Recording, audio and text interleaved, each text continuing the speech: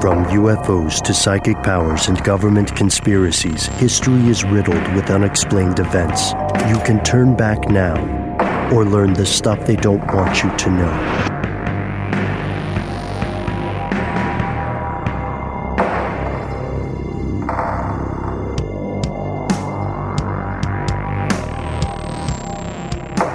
Hello, welcome back to the show. My name is Matt. My name is Noel. I'm Ben, you are you that makes this stuff they don't want you to know. I want to check in with everybody. We're at the end of the week today. It's Friday. Any big plans for the weekend? It's almost end of the month, too, already. Almost into February. I feel like this month has achieved some weird form of time control. Like it's extended out in my mind to feel like a much longer period of time than it's actually been. Yeah, we've been here a very long time because at the beginning of the month, of course, I, like millions of other Americans, play Bone Thugs and Harmony first of the month just to get motivated. And it feels like it's been years since I've done that. January has been very long. I was going to say it feels like it just started. I miss my Uncle Charles, y'all. One day, maybe we can finally finish that Chick-fil-A based parody song we wrote about using the melody of Bone Thugs and Harmony. The reason we're talking about time and plans for the weekend and stuff is because we've all been traveling more. We'll be traveling more over this year, especially as a show. And today's episode is about someone who went on their own journey. A person named Elisa Lam. On February 1st, 2013, a 21-year-old Canadian college student named Elisa Lam vanished while staying at the Cecil Hotel in downtown Los Angeles. Now, this is in the Skid Row area of Los Angeles, which has a reputation for being a bit dangerous, seedy, if you will. Lots of drugs, crime in this area. That's just something to take note of. She was traveling alone via Amtrak, and she was taking the bus a lot. And she called this her, quote, West Coast tour. And unfortunately, when this young woman went missing, the police officers had no leads, the people who were investigating. That is with the exception of a small video, a short snippet of video that they released to the public. And this is a video of Elisa Lam in an elevator. May I describe it? Yes, please. In this video, released by the LAPD, which at this point, the most popular posting, possibly the only one on YouTube, has a whopping 17,449,019 views. The video is a little under 4 minutes, and it shows this young woman wearing a red hoodie and a black skirt, walking into an elevator and proceeding to press all of the buttons for the floors in the middle of the dial of the panel in the elevator, and then sort of standing back against the back of the elevator and waiting for something. We don't quite know what, but the doors to the elevator never close. And this seems to disturb Ms. Lam, and she kind of acts as though she's hiding in a corner, but it's not a real sense of imminent fear of something that she sees. It's more of preparing for something to come almost. She huddles back against the back corner of the elevator and then proceeds to kind of peek out of the elevator doors, which are still not closing. It's been about 25, 30 seconds at this point.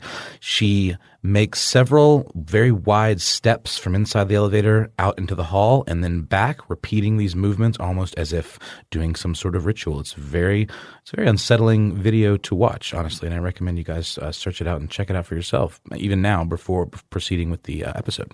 Exactly, and we'll have more information about the elevator video a little later in the show. Right now, we're still in 2013. Several weeks later, the public has seen the video. It's out there in the world. And after some complaints about water pressure on February 19th, 2013, a hotel maintenance employee named Santiago Lopez hiked a set of stairs to the roof and then climbed a ladder to reach one of 4 10-foot-tall water tanks. He noticed that the hatch on one of these tanks was open, and that is where he discovered Elisa Lam, or at least her corpse floating inside the tank. Face up, she was nude, but authorities, for the record, ruled out evidence of sexual assault. And this should be the closure for a tragic but all too common death by drowning. These occur every year in the U.S. and abroad, but instead it became the beginning of a mystery. And here we are, almost 4 years after the incident, with almost no solid answers. So what happened to Elisa Lam? We're going to explore the numerous theories surrounding the night of her disappearance and what happened after the discovery of her remains. So let's take a minute to explore the life of Elisa Lam. Here's what we know. Here are the facts. Her parents immigrated from Hong Kong to open a restaurant in Burnaby near Vancouver, British Columbia.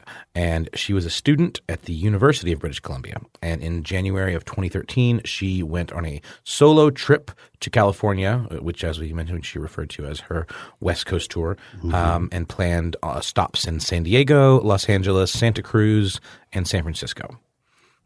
Interviews and posts from Elisa's Tumblr blog confirm that she had difficulties struggling with serious depression that may well have escalated into a bipolar disorder. So as we mentioned just a few minutes ago earlier, the local law enforcement released a video of Elisa Lam in the hotel elevator on the night of her disappearance, which also seems to be around the time of her, the night of her death or within several hours. In the video, as Noel pointed out, she appears to be hiding from an unknown entity. One thing that you'll notice are these wild, erratic movements. Body language experts, this is an important note, body language experts believe this may be a manic period and may be manifesting in very strong but very fleeting and temporary emotions. There are times in the video where she's smiling. There are times when she's hiding. And one thing that we also noticed, I think, when we watched it, is that the door doesn't seem to close. At least not while she's anywhere near the elevator. Right. And the fact that she pushes that whole row of buttons, which is not the whole thing, the reason it gave me the creeps is the fact that the elevator doors don't open. And she appears to be, I could see it being described as manic moves, but it's not like she's having some sort of fit or an attack of some sort. No, she feels very in control. It feels very deliberate, the things that she's doing. Yeah. The way she steps out of the elevator and then back in and then out of the elevator again and back in. And then she kind of huddles against the back wall of the elevator, sort of standing very still and upright. In the corner by the buttons. Corner by the buttons. And it's as though she's expecting someone or as though she senses something, there. And it really, I'm not one to go for that kind of stuff. A lot of times watching the video gave me a bit of a shiver. Yeah, especially for me, the body language with the hands. There's a part of the video where she exits and she's standing directly outside into the left of the door, so she's still visible in profile, and she just does a strange thing, pivoting her wrist and moving her hands and some sort of, it's a very strange motion. Almost like a tut. They call that. I don't know if you watch that show. Yeah, the finger tutting. That's it. That really, I'm not joking. It has that almost like sense of trying to complete the motions of a ritual of some sort. It's very, very interesting. It looks calculated and purposeful, and it's intricate. That's a very good point. And that is one of the linchpins of the various theories surrounding the death of Elisa Lam. Before we get into those, I do think it is necessary for us to have one disclaimer, which is that we're pursuing this and exploring this in the utmost respectful manner, right? In a manner of extreme respect, because we know that sometimes when things like this get out on the internet, people can be very dehumanizing about it, and people have had their lives ruined when they become memes because they have a dumb picture from their high school yearbook, right? Hopefully none of us are speaking from experience or have actually experienced that, but this is a very serious thing. This is a human being's life, and we can't forget that. This is a person that had family and loved ones, and if you follow her social media presence and look, at some of the stuff that is out there, there is a lot of outpouring of love for her family and from her friends. And we want to keep all of that in mind in how we explore the various theories behind this tragic death. And we will explore those theories in just a moment after a word from our sponsors.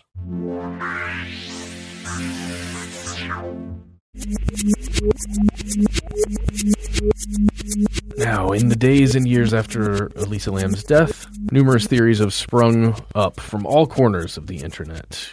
Usually these are fascinating, Noel, right? But, Matt, you own your words, my friend. I respect and appreciate everything about you. Sometimes they're relatively mundane. Others are a bit out there. Let's call them extraordinary. Mm-hmm. But let's start off with the least unusual. What if Elisa Lam, in the grip of a bipolar episode, climbed the water tower herself, accessed the roof and the stairs, and opened the hatch and disrobed and dropped inside? Okay, so this is a possibility. This would probably be Occam's razor, perhaps. This would be where you'd start with, this is the one that I would probably start with if I was an investigator. Mm-hmm. And if only just to rule it out. So we know that it's possible to access the roof, as Mr. Lopez mentioned, by getting up to the top floor, then climbing the stairs, opening a door that has an alarm on it, and then you're on the roof. And you can gain access to the water tanks. It's a little convoluted to get there. We have some pictures here where you can look at it. And you can find them online too, if you wish. Look at the Cecil Hotel roof. But we also know from a video that was posted by someone online who tried to retrace the steps of Elisa Lam. And this person went through a hotel room at the Cecil Hotel, got to one of the top floors, not the very top one where you can access the roof through the stairs, but you can access a fire escape by climbing a ladder, and then you can get to the roof that way. And then from there, you can climb another ladder that gets you up to this smaller tower that's above where the water tanks are. And it is very much possible that that is one way Elisa Lam did access these water tanks. The hatch itself, the way you get into one of these water tanks, is about 16 inches large. And I have not seen anyone, I don't know if you guys have seen anyone like actually opening one of these things. I haven't seen video of it. Mm-hmm. At least I'm not aware of it. Now, all four tanks are 4 by 8 feet. That's 1.2 by 2.4 meters. These cylinders are propped up on these fairly large concrete blocks. Which is why Lopez describes as a 10-foot tank. Exactly. And there's no fixed access to them. You can't just climb up a ladder that's attached to one of these tanks to get into it. That's why it's thought that perhaps she went up around the ladder on the other side. And again, they're protected by those heavy lids. There is a Reddit post on Unresolved Mysteries, Ben, that you and I definitely looked at. And on here, someone goes through and starts looking at the physics of what this hatch would be, because this is something you can't find online anywhere through the official sources. And it appears it would be around 30 pounds to 50 pounds heavy, depending on what gauge of steel it's made out of, which is fairly heavy if you think about that, trying to lift that up. But not impossible to lift. Certainly not impossible. And while Lam was a diminutive person, it's not automatic proof that she couldn't lift the hatch. The big question is whether the hatch was locked that night, right? And whether there was some way to access the roof as a customer or a guest of the hotel. And that leads us to the second theory, which is a bit darker. What if Elisa Lam was abducted and murdered? This would explain why she seemed to be behaving erratically in the video. Maybe there was someone actually following her that she was trying to get away from. I find that a little difficult given, that she didn't run, that she was just kind of hanging out in this elevator, Right. looking around, but not really making any efforts to escape anything immediately threatening her. But let's continue. So there's no proof that she wasn't murdered. Let's get that out of the way for sure. She made blog posts while she was staying at this hotel, talking about having trouble with quote-unquote creepers. I guess, you can interpret that any number of ways, whether or not that was someone that was actually following her around, a single individual that she identified, or whether it was just, like you said, it was in a bad neighborhood, cat calls. Yeah, that kind of stuff. More jerks. general unpleasantness. The blog was updated several times after her death, which is very unusual. One of the images that's on there is a graphic image of a light bulb hanging from a string against a kind of a drab wall backdrop, and inside the light bulb is kind of snowy scene with a little shack and a tree. I found that a little unsettling myself. But Ben, you mentioned you feel like this could have been a series of scheduled posts, perhaps. Right. People can do, the internet has a weird approach to time. You can write a blog post and schedule it for years in the future, technically. But still, if you look at what was it, Noel? You did the legwork on this too. You saw the most recent post was definitely like the same year, but months later. Yeah. Right? So then it becomes a question of when that post was actually written or scheduled to publish, or if there was someone else, maybe a friend or a relative or another unknown person who had access to it. The biggest signpost to this, like if she had a murderer who was an employee at the hotel, then that would explain why they were able to get up there. The doors and the stairs that access the hotel's roof are locked, with only staff having the passcode and keys, and any attempt to force them would have, in theory, triggered an alarm. For the record, in later legal dealings between the hotel staff and Lam's parents' lawsuits, the staff stated that they did not hear any alarm on the night of Lam's disappearance and probable death. And something to think about here is if she did access the roof through some other means, through a fire escape or something, it would, in my mind, if she was attacked by someone not on the roof and then taken to the roof, that would be extremely difficult to do without having access to the door that has an alarm on it. Yes. Yeah, that's a very good point. And the lack of evidence of sexual assault makes some of that a bit difficult to believe for me. I mean, if you're going to take a young lady, up to the roof like that, it seems like you would have nefarious intent, unless it was some sort of serial killer whose MO did not include any kind of sexual assault. Right. And if it was a male serial killers are typically have some sort of aspect of that with them, right? And a serial killer wouldn't be too out of the ordinary at the Cecil Hotel. That's true. It has a history of, was it Ramirez? Richard Ramirez stayed there for a little while. Not the original Night Stalker, but the Night Stalker. Yes, Richard Ramirez, the more mainstream Night Stalker, along with his copycat, Jack Unterweger, lived at the Cecil Hotel while they committed their crimes. This goes into one of the stranger theories. The idea, and this is for people who believe in things like ghost or possession of sorts. The Cecil Hotel has a very troubling history. Similar to the Overlook Hotel in The Shining, it seems to be by some dark lottery of coincidence, it is a place where a lot of bad things have happened. Elizabeth Short, also known as the Black Dahlia, was supposedly staying at the Cecil before she was murdered in 1947. Goldie Osgood, known as the Pigeon Lady of Pershing Square, was raped and murdered in her hotel room there in 1964. And as we said, serial killers stayed there while they were active. The hotel has also been the location of many suicides, including, and this is a very strange one woman who committed suicide by jumping out of a window off the ledge and then killed a completely innocent person who just happened to be walking by.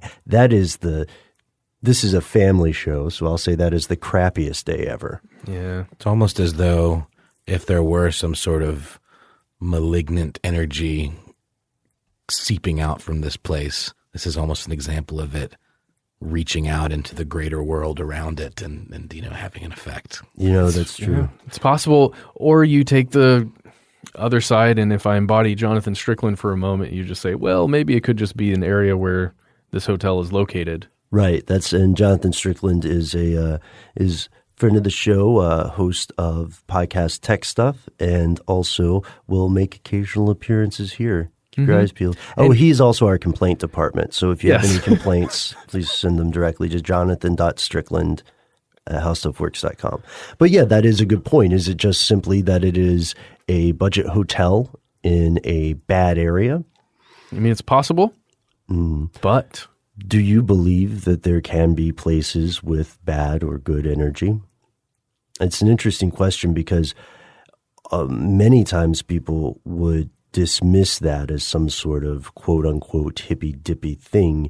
However, we did find in an earlier episode on ghosts that there's compelling evidence that human beings are sensitive to certain frequencies and energies that we do not consciously interpret. If someone, there are frequencies that can make you hallucinate, frequencies of noise, frequencies of electromagnetic radiation.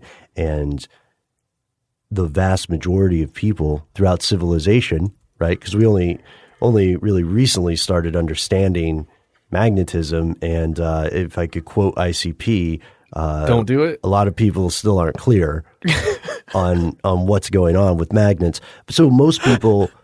Such a good way to put it. Most people will just say, if you hear something spooky, you're at this graveyard or you're at this place where people are repeatedly citing strange phenomenon and you experience it yourself. A lot of people aren't going to instantly turn into some sort of Vulcan and go, well, logically. A lot of people are going to either run or take out their camera or freak out. And I wonder if there's such things as good places. There are a couple here in the Atlanta area that are rumored to be like that. There's a spot in Arabia Mountain, which is, fun fact, also a location, part of the filming location, Pet Cemetery too. Really? Yeah. Arabia Mountain's an interesting place. You go and it feels like you're almost on the moon. Like there are these bizarre craters that support some kind of, do you know the specifics of the type of that lichen ecosystem? Yeah, like it's a lichen. It's like red. Yeah. It makes the water red. So there are all these pools of blood red water with mossy, kind of fuzzy little ecosystems within them, and it looks like nowhere else I've ever been in my life. If you're ever in the Atlanta area, I'd really recommend going. And little cairns, little stacks of rocks. So wait, is it cursed, the area there, or is it a good place? Well, it seems to be usually a bad place. Okay. Because the reports we would always hear were that it had a higher than average incidence of violent crime, which again could just be the location. It's a very old place. It's part of the fourth largest basaltic extrusion, which it's also part of the same gigantic chunk of basaltic rock that formed Stone Mountain, which is another fairly odd Atlanta attraction. And yeah, like Noel said, the plants there seem almost completely alien, and it does feel like you're on the moon. There were some very dodgy murders there in the 70s. You can see where at the site of one death, someone wrote the Lord's Prayer in white paint. And I remember going there many years ago to have seen somebody scrawling it out in black paint and writing, "He can't hear you."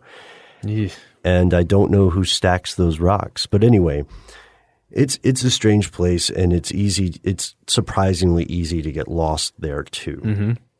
But for people who believe in very good places or very bad places or very spiritual places, we would like to hear what you think. If you think that's real, and if you think there's a reason behind it, whether that reason is scientific or spiritual.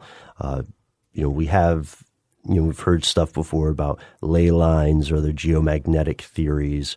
We've also heard arguments about things like altitude affecting someone's perception or sea level. It's a pretty fascinating thing. I got a couple additional details about the Elisa Lam case that are quite troubling. We may want to cut this out, guys, but apparently she was in the tank long enough that her remains contaminated the drinking water and bathing water for the hotel. And some guests reported, having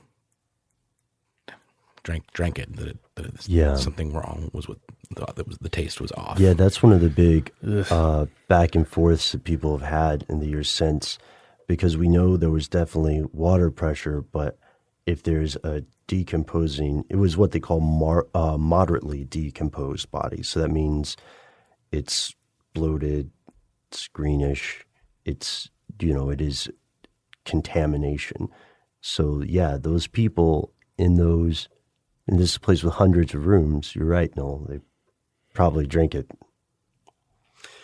And we didn't have, I couldn't find any reports that confirmed any illness from that, but statistically it's very, very likely that happened, because this was a matter of weeks, And finally, the parents, Elisa Lam's parents, actually filed a negligence lawsuit against the hotel, but a judge in Los Angeles threw it out, claiming that the death could in no way have been considered foreseeable, entirely because of the conditions that we described. In order to get into that tank, she would have had to scale quite a few treacherous situations, including a ladder to get up to the ledge above it, because there were no accessible ladders on the tanks themselves, and then would have had to scale down a partial wall that was above the tank, or just jumped off of the roof onto the top of the tank. And there was nothing, according to the judge's ruling, that would have made it inviting in any way or made it seem like it was okay to be there. Everything pointed to this person having done this themselves, which I think is what makes this case so very, very creepy to me.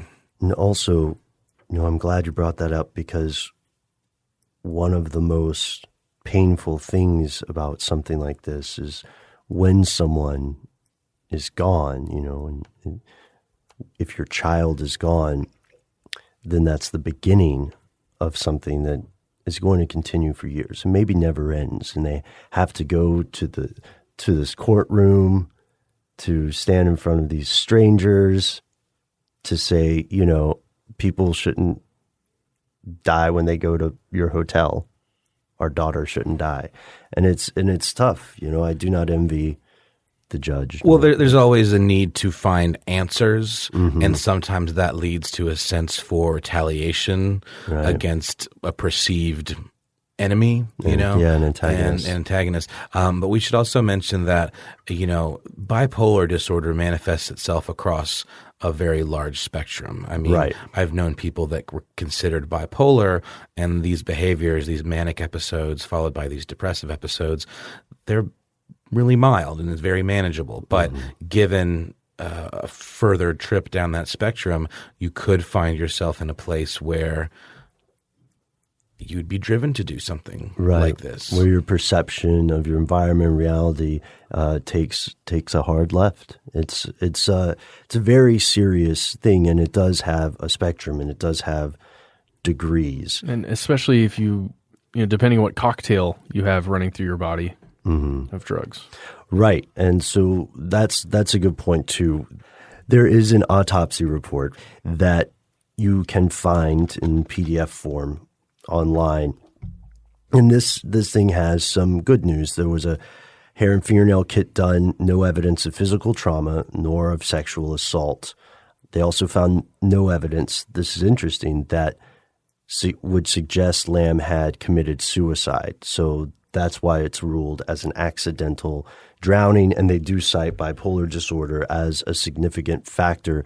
They also found her clothes that she's wearing in the elevator video floating in the water beside her, coated with I'm quoting here, sand-like particulate. Not sure where it came from. And her watch and room key were there too. Toxicology tests were done on her blood, and they found traces of her prescription medication. She was on a long list. She had a long history of taking medications, probably a better way to say it. She also had non-prescription drugs like Sinutab, ibuprofen. She had 0.02% alcohol in her blood, but there were no recreational drugs in her system. And I mean, 0.02% is like a beer. Yeah. Well, the body is also breaking down at this point. That's true. And so how long was it before that she was discovered, just to make that clear one more time? So from February 1st to February 19th. So about 2 weeks. Yeah, well, between 2 and 3 weeks, yeah. And the full autopsy report was released 4 months later in June. But on February 21st, the coroner's office ruled it an accidental drowning. There are so many unexplained things that occurred that night, and then from that date up until she was found, and even now, today. And there are so many ideas about what this could be, about what could have happened. Some of them even veer into this spooky, maybe. I mean, almost a sense that there was some occult activity going on. Some of the message boards and various postings and sort of more conspiracy-oriented forums and groups that I've seen, talk about this case in the same breath as Aleister Crowley, the kinds of summoning rituals that he would have done with these hand movements, the tuts that we were talking about earlier, or with the possession, the demon possession kind of versions of the story, with this being a bad place, very much like the movie Pet Sematary, which came up unrelated to this, actually. We're talking about locations of the filming, but that had to do with a location that was built on the soil is sour, Tainted ground. Tainted ground. Yeah. Richard Ramirez also was a practicing occultist. He practiced what he considered to be left-hand path magical rituals. And this is something that I think is thrown around far too often, but another thing that seems to pop up a lot about this case is that this is an example of some sort of Illuminati ritual exposed to the public in a way that perhaps the ones perpetrating it wouldn't have wanted to happen. So let's continue down this path, this rabbit hole. Let's look at some more extraordinary theories regarding this incident after a quick word from our sponsors.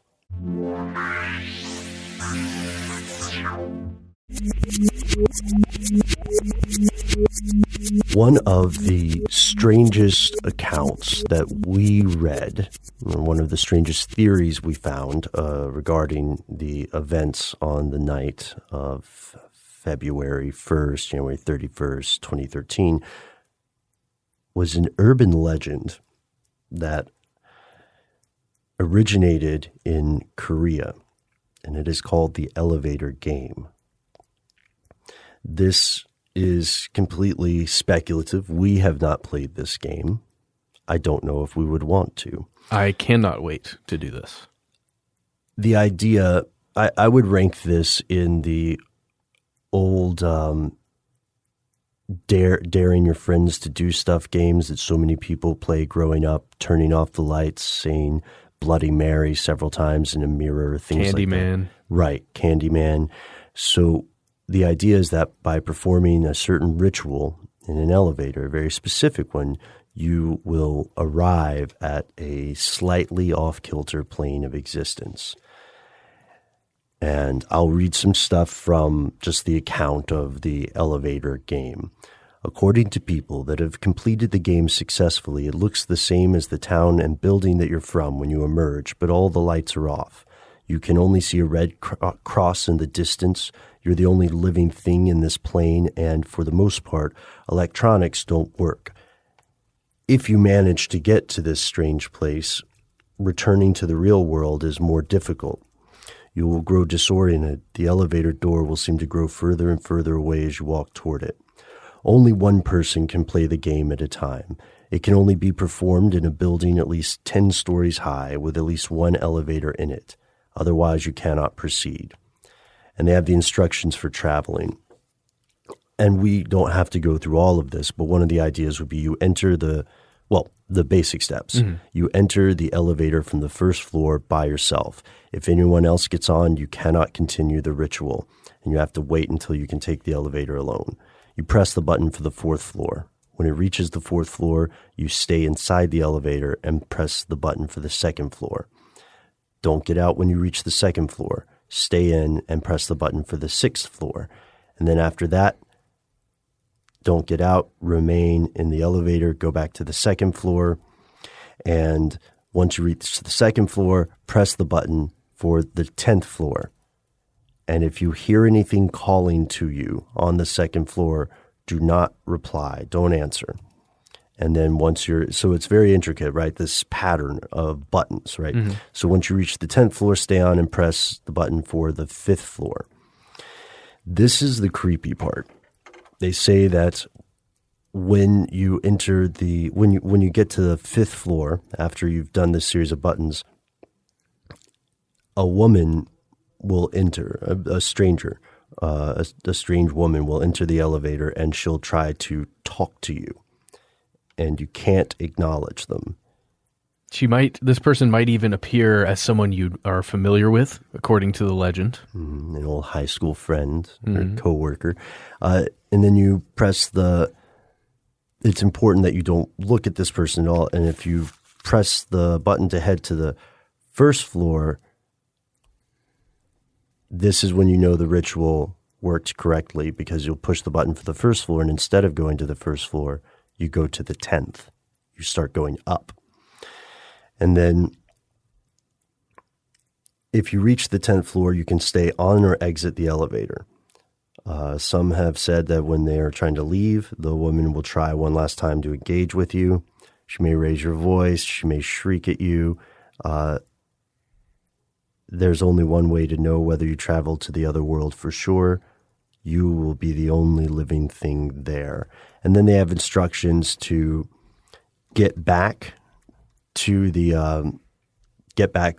actual world, our world, and they're pretty detailed. So this has all the makings of an urban legend, right? Yes, it has all the tropes. It has the fear of strangers. It has the importance of ritual and rule following. It has anonymity in authors. It has no specific examples of times that this occurred. So the best way for you and I and everyone else to find out whether this works would be to attempt it here. We cannot attempt it in our office because our office is not 10 stories. It only goes up to 7. So that would be a different ritual. Really fast, along with these things that you're listing off about what makes it an urban legend, one issue here is that most electronics don't seem to work, or for the most part don't work. Good point. Which, you try and film this so you can put it on YouTube and show yourself going to an alternate plane. Mm-hmm. It's probably not going to happen because your electronics don't work. Also, you need to be alone.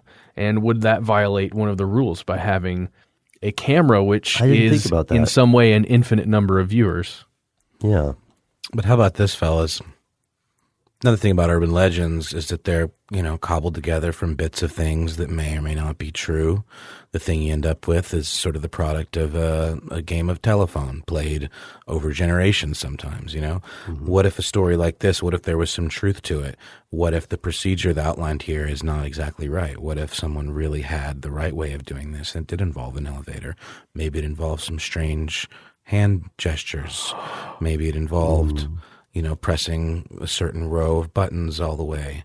And maybe there's an apparition of some sort in that elevator footage that is being communicated with in some way. I mean, I don't usually go for this kind of stuff, but this story really got my imagination going. And I can't help but think of that Tumblr image that was posted after Elisa Lam's death, so long after, of a single light bulb with another world contained inside, hanging from a string against a drab backdrop. It just kind of represents to me this idea of a different world, going to a different place.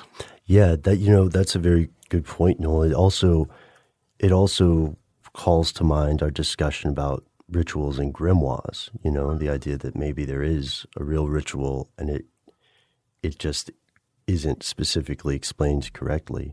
And we do know the one thing that escapes a lot of people about folk tales and fairy tales. Sure, it's easy to dismiss them. But like Noel said, with the game of telephone for generations, these are cobbled from very, very old stories. So many of those urban legends that you may hear about UFOs began as stories of gods in mountains and evil spirits or fairies or fae. And so this likely does have the DNA, you might say, of something else. And the way that they associate, the people who believe this elevator game theory, the way they associate it is with exactly, as you pointed out, the button pushing and the deliberate seeming motions that this person takes. But I wonder if anybody has thought about the point that you made, which I don't think I've heard. I think this is the first time I've thought about it, the light bulb image. Not to poke holes in the theory too much, but Elisa Lam, at least according to the video, never travels on the elevator. She stays on one floor. And I'm glad you brought that up, because people who claim to be video editor experts have controversial views about that. And this is where I want to defer to you guys, to your expertise. Do you think the video is edited?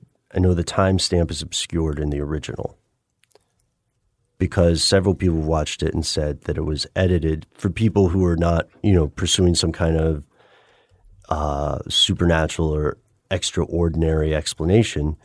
The people who think there is a conspiracy, perhaps on the part of the hotel, or perhaps even on the LAPD, on the LAPD's end, they say that there was someone else visible on the camera, but time had been cut out or spliced. And I wanted to know what you guys think of that. The biggest thing for me in watching it is I cannot find a good enough rip of the original one. The video that's posted under, what is it, Dennis Romero? Mm-hmm. That's the one with 17 million views that we were talking about. And then that's obviously the most commonly viewed one, just from the numbers. But it is so pixelated, and everything, like the numbers at the bottom with the time code, or what I'm assuming is time code on the bottom left-hand corner. Uh-huh. It's just, it looks strange to me. Mm-hmm. And it's so low quality that it would be very hard to determine whether or not this thing was affected in post somehow to look in a certain way, because you could manipulate the contents of this imagery fairly easily. Okay, so in that case, it's sort of inconclusive. That's what I would say. Okay, what do you think, Noel? It wasn't anything that would have been easy to edit that actually hit me about it. It was just more the way she moved, you know? It was like the way the things that she did. So are you saying that like there may have been parts of it that were edited out? Perhaps where the elevator was in motion, where she did get on and took the elevator to another floor, or someone else did at some point get on the elevator with her. Or appear on camera. And then the numbers down here, that it appears to be a time code that's in white as the primary color, and then there's either a drop shadow or a black background on top of the numbers. And that's generally not what you see in time code. Perhaps it is for this system that's used in the hotel, but it looks strange to me as someone who works with video on a daily basis. Why does it matter whether it moved or not? I guess for more information on her travels, like whether she was truly alone. And, you know, if it was available to the police, then they would know, and that would be part of the investigation, hopefully. And I'll put on my I'll put on my Jonathan cap here for a second too, and say that one of the people believe that the video was edited as some sort of conspiracy. Maybe if there was a murder and it was someone at the hotel or something, their idea is that it was edited to cut that person off from appearing on camera. However, we should also point out that even unto the idea of door locks and stuff, this is kind of a seedy hotel or a budget hotel, right? And it's got a lot of history, but also it's not as likely to follow procedures to a T, including stuff like elevator maintenance. So if it's an older elevator, it could just be malfunctioning. I don't know if that's the case. I haven't talked to the elevator maintenance guy. I haven't checked their paperwork from 2013, but that does seem to be a possibility. If someone were to be murdered in a hotel, is the hotel liable to the family of the victim? That's a really good question. I guess it would only be if it were through negligence. So if we were, I don't want to use us for example. Who are other coworkers? Jonathan. Okay, sure. Oh, Jonathan. Oh, he's going to love this episode. All right, so if Jonathan were in a hotel room and he invited guests over, and let's keep his hands clean, one of his friends murdered another one of his friends in an argument over the Renaissance Festival. Clue style. Yes. Yeah. Okay. Clue style. It was Admiral von Battenborough in Unit 124. With the chopsticks. Okay. Yeah. I knew you were there. Oh, that's brutal. Von Battenborough is a very brutal man, even when he's out of character. Well, what would happen then is I think and I'm not a lawyer, I think the hotel would not be responsible because they, on their part, did nothing wrong to assist that. If you are at a hotel, you can usually bring guests. And if the hotel's rooms and units are up to code in terms of safety and everything, then there's nothing wrong. If it could be proven that the person at the counter, let's say our coworker Lauren was at the counter there as the clerk, and this Admiral von Battenborough guy said, hey, I'm going up to Unit 124. I'm going to murder one of Jonathan Strickland's friends, and she didn't call the cops, then she would be liable as an individual. But what about even if like an employee of the hotel gave someone information that led to them finding someone that didn't want to be found, for example? Yeah. Like, I just wonder. That's a really good point, because that happens on both sides of the law. That happens when police are hunting down a missing person or someone who committed a crime and is on the run. But that also would happen, with an abusive spouse or a hitman. That's a very good question. I'm interested. We should throw this to the listeners. Ladies and gentlemen, if you have a history in the hospitality business, we would like to know, purely for informational purposes, right? No plans, right? Oh, yeah. No plans. Okay. So we would like to know how that legally works, because a lot of hotels by their mere existence as temporary housing could plausibly have any of the crimes that occur in a permanent house occur there. Murder, assault, theft, kidnapping. And so at what point is the hotel liable? This is really making me rethink hotels, man. I know. Never ever stay at some place that you don't control. Really fast, this video, I was looking back through it again as you guys are having that discussion, and at 2:56 in the time code of the Dennis Romero version, there is clearly a stop in the time code, pause in the video, and the doors begins closing. That's one of the places that I went through the comments, that's one of the places that people have noticed something is off. And you'll see a few instances of that where you can clearly tell that whatever time code is generated at the bottom skips a bit or stops. So is it possible then that it could be just a cut for time? Yeah. Is it possible that the law enforcement just dispersed the most relevant part of absolutely possible 24-hour footage? Yeah. But we won't know unless we were told that directly by someone who was on the case. And there is one other theory, one final theory that we found that is a very strange coincidence. That's what I'm going to call this one, a very strange coincidence.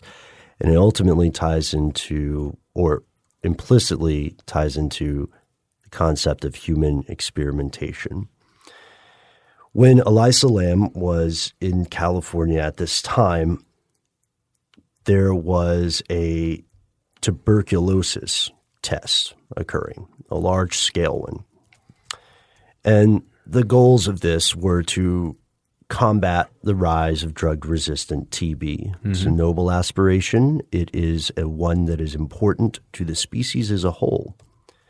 The official name of this test, of this project, was Lam Elisa, Lamelisa. The same spelling of Elisa Lam's name, Elisa Lam the person. Because of this very strange coincidence, many people have speculated that the disappearance and death are somehow related. And because of this, as well as some other problems with the autopsy report or cited controversies with the autopsy report, people believe that maybe this was the tip of an iceberg of another mass human experimentation. And as much as we would, the three of us would like to say, no, that's crazy, that would never happen, we've looked at cases where the U.S. government conducted widespread and dangerous experiments on its own population in St. Louis, in Southern California, they gave people syphilis, or excuse me, the official story is they just didn't treat syphilis. They looked at the effects. So we know that human experimentation occurs. However, what we also know is that the public tends to find out about this decades later. And it's the old Ouija board argument, right? Like if there really is a way to contact the afterlife, is it in a mass-produced game by Parker Brothers and still no proof? If there is a vast, nefarious, citywide or large-scale secret human experimentation project, are they going to name it after one of the people involved? You know what I mean? That's like that's like Matt Frederick having a human sacrifice ring operating in Arabia Mountain in the 70s and then putting out a public notice about Matt Frederick's top secret human sacrifice ring. The sacrifice-human ring. Right. Or, yeah, right. .org. It's a nonprofit. So that coincidence, while strange with the information we have now, it's tough to call it anything else. And at this point, it seems like the majority of people believe that this was a very unfortunate, tragic, heartbreaking incident that happened completely involving Elisa Lam on her own. However, we would like to know what you think. Are the questions that people are posing, are they utter bunk? Are they malarkey? Is there something more to the story? And while you're at it, what other unexplained disappearances or deaths would you like us to explore in the future? Let us know what you think. And speaking of hearing from you, what do you say, guys? Should we do Shout out corners? Our first shout out goes to Jacob, also known as Honcho _1. Is it all right that I said that, Jacob? I hope so, because I did. Have you guys ever looked into UN Agenda 21? Oh, yes, we have, sir. Supposedly, quote, the naked communist ties in with it. I had a human growth and development professor that made us watch the documentary Agenda Grinding America Down. Well, we have covered Agenda 21 in video form. You can find that on our YouTube channel or at stufftheydon'twantyoutoKnow.com, the best URL in the history of the internets. And this has to do with food production and there's a lot of stuff that goes into Agenda 21. It's characterized as a sustainable, as a voluntary action plan for sustainable development, which means that they're hoping to combat poverty. They're hoping to create more legal protection for environmental concerns, deforestation, biodiversity, control pollution, etc. Opponents of it typically say that this is removing sovereignty and agency from individual countries. And this is a huge document. It's 350 pages. It's 40 chapters long. Yeah. I am always surprised when someone has read the entire thing. And it's not too popular in the U.S. Well, here's the best way to say it, Honcho. A June 2012 poll of 1,300 U.S. voters found that 9% of the people supported it, 6% opposed it, and 85% said they didn't have an opinion because they didn't know what it is. Because it didn't have enough information. And I'm going to check out the documentary you recommended, Grinding America Down. I have not seen that yet. Have you guys seen that? I have not, but just from the research I had done previously with you guys on this, I don't look at Agenda 21 kindly too much because it does feel like there's maybe something to it that gets in. I don't want to say gets into eugenics too much. It's population control. It feels that way to me, even though that's not stated anywhere. Right. In any of the documents that are official, it just has that feeling. That's the way I view it currently. The main criticism I've heard in the West against Agenda 21 is the idea that it is creating a global order or a global dictatorship. So you'll hear a lot of people say that it is eroding American sovereignty. Yeah. It's like 24 years old now, 25 years old almost. Oh, how time flies. How time flies when you have big plans, right? Yeah. Thank you for writing in, Honcho. We have another shout out. Our second shout out of the day comes from Riker C. Dear Conspiracy, hey, how's it going, guys? I'm a truck driver, so for around 11 hours a day, I pretty much do anything I can to fight off the boredom. You guys, along with Stuff You Should Know team, really make my day a lot easier, and I've been binge listening a lot of your stuff lately. I've been skipping around a lot, but today I listened to your episode on the Fermi Paradox, and I know I'm incredibly late on this, but I wanted to add something that I thought would surprise you that you guys did not discuss. In our solar system, the sun takes up about 99.9% of the matter here. Of the remaining 0.1%, Jupiter takes up about 70% of that. In our own solar system, we're basically nothing. Imagine how hard that minuscule amount of matter would be to pick up on various equipment. If it even showed up at all. It could be attributed to a rounding error. It's entirely likely that an intelligent life form visited our solar system in a search for life, but just looked us over as a computing error. Just wanted to offer up another explanation on the subject. It was one of my favorite episodes. You guys are great, and for my sanity's sake, please keep up the awesome work. Also, do you guys ever plan on doing any kind of work with Aaron from the Lore podcast? Your cryptid stuff is really interesting, and it would be a dream come true to hear that you guys are guest starring or he's guest starring. Well, that's cool. We're actually going to be on a bill with Lore at the New York City Podfest, April 9th at the Bell House in Brooklyn. So maybe we can make friends with Aaron. Yeah, technically we can say that we are in a show with them. Technically, that's a pretty great idea. Maybe we should write to him, see if he wants to hang out. And not to mention the computing error stuff. I mean, I think that is interesting. If you're monitoring, big picture stuff from far, far, far, far away, it's true that we are a bit of a speck.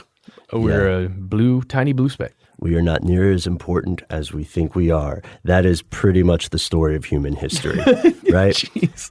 But I really appreciate that, and don't feel bad. Don't feel bad about being quote unquote late, Riker. That's awesome. That's a point that I personally didn't consider at all.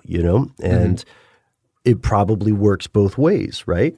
Because if there's another planet around the same size, right, even if it's a very advanced civilization, our odds of finding it with our comparatively rudimentary equipment are even more infinitesimal. It's a big world. It's a big universe. Jeez. Makes you think. Also, big shout out to your parents, Riker, for naming you that, or you, if you changed your name. However it got there. Maybe it's just a moniker, but cool name. Yeah. These are all great names. Yeah. Honcho. Jacob. Riker. It's Jacob. I like Honcho. All right. Sorry, Jacob. I think both of your names are awesome. It's just Honcho seems like such a cool, street name. You know what I mean? Yeah. I'd roll with Honcho. Yeah, I'd roll with Honcho too. We've got another shout out for today from somebody else who has an awesome name. It is Miranda S. Hey guys, absolutely love the show. Been a fan for years and so happy you guys do audio podcasts now as well. I was wondering if maybe you guys could do an episode about the deep web. Maybe you did already, not sure. Also, vile magic / satanic sects would be an interesting subject, as would the science behind chaos magic and sigils or their relation to psionic manifestation as a whole. Anyway, keep up the great work. You guys help me breeze through my workday. Miranda, we're in luck. We do in fact have an episode on the deep web, on the basics of it. And you can also check out some. I feel like we have to play nice with our coworker Jonathan at the end of this episode. Yes. You can also check out some of the episodes he has about the deep web, which are great. And my favorite one, personally, that we've done is the interview with Alex Winter, who made a documentary called The Deep Web or Deep Web. Yeah, we did have an interview with him. Very, very cool guy and very knowledgeable as well. We on the subject of magic, satanic sects or chaos magic and sigils. And to be clear, SECTS. Yes. Thank you, Matt.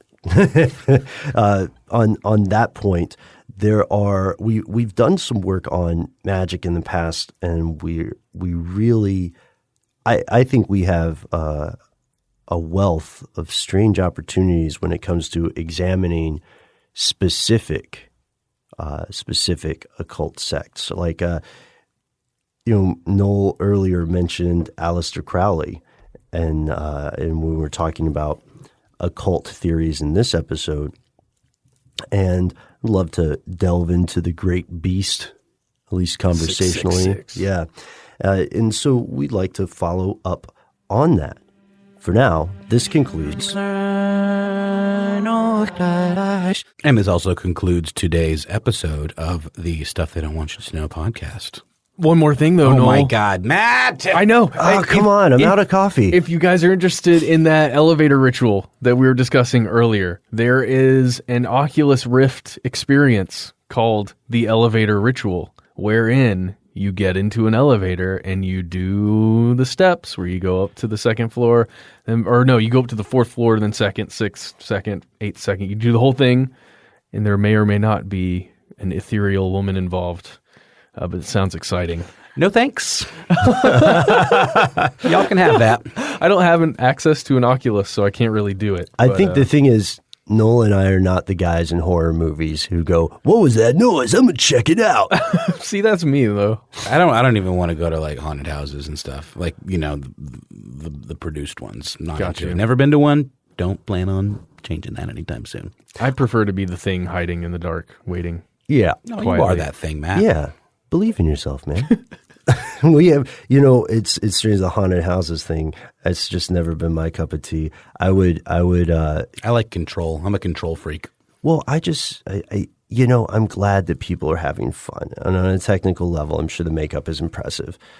But I live in Atlanta. If I want to run through a sketchy area and have people jump out and try to grab me, then I can just walk there. There you go. So what do you say, Matt? Can we end the show now? I think we can. Is that okay? I give you permission, Oh, thanks, buddy. even though I have no permission to give. You're my favorite. And I'm painfully aware of that. No, we're mostly kidding. We are all actually friends who hang out outside of the show. And that reminds us, if you happen to be in New York, we're going to put together some kind of hangout thing there in April. So let us know if you're in town. We'll have more details coming soon. You can find them, as long as many other stories that don't make it to air, on our Facebook and Twitter, where we're Conspiracy Stuff. On our Instagram, that has some really cool pictures up presently from DC, courtesy of Noel. We're Conspiracy Stuff Show on that. And if none of that pushes your buttons, you can write to us directly. Remember, let us know about mysterious disappearances we should investigate in the future. Let us know your thoughts on some of the theories you heard today. And if you want to write something completely random, we'd love to read that too. We are Conspiracy@howstuffworks.com.